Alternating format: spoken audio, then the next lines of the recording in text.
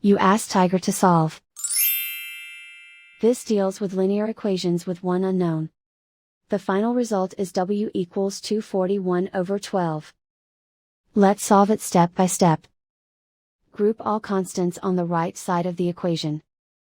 Subtract 1/4 from both sides. Group like terms.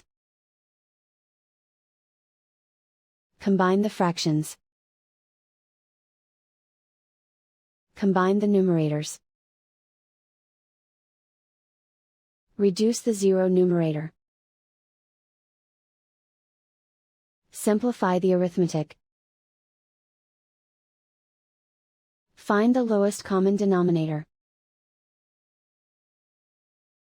Multiply the denominators.